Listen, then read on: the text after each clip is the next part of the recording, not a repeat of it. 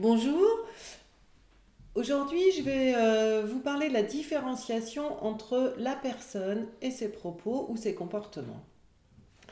En effet, dans le mode de communication ambiant, une personne est souvent confondue, voire étiquetée à travers ses propos ou ses comportements. Je vais vous le montrer, car pour communiquer, les mots sont rarement suffisants.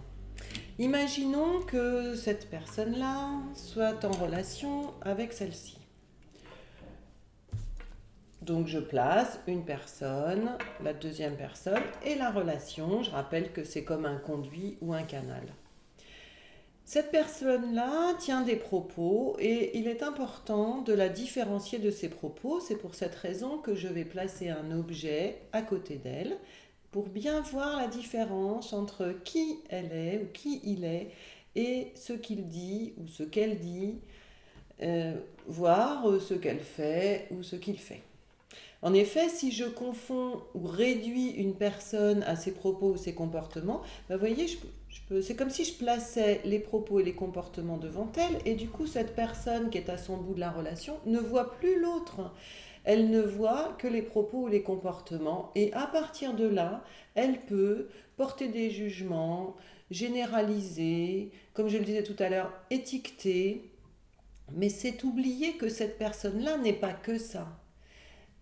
Elle a ces comportements-là, mais elle peut avoir aussi celui-ci, et encore celui-ci, voire celui-là. Elle est donc bien plus que la fixation sur ce comportement-là. Et si la personne qui est en relation avec elle est en difficulté, elle est en général en difficulté par rapport aux comportements qui ont été posés ou aux propos qui ont été tenus.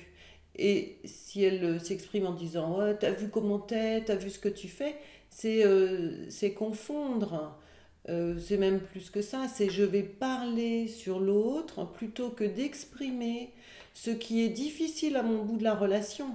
Imaginons que cet objet représente la difficulté que ressent cette personne-là face à ces propos-là. Là, c'est commencer à mettre le pas sur le chemin de la communication relationnelle. Je vais prendre un autre exemple qui concerne la relation à nos enfants.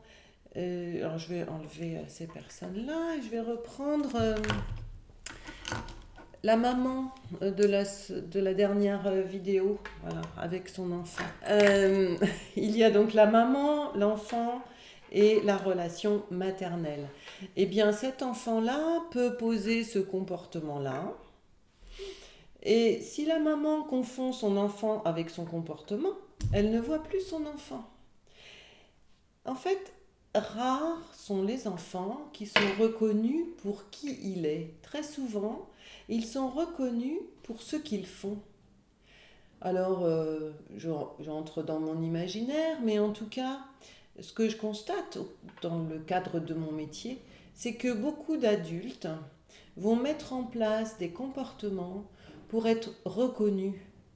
En fait, c'est je vais faire ce que j'imagine que l'autre attend que je fasse.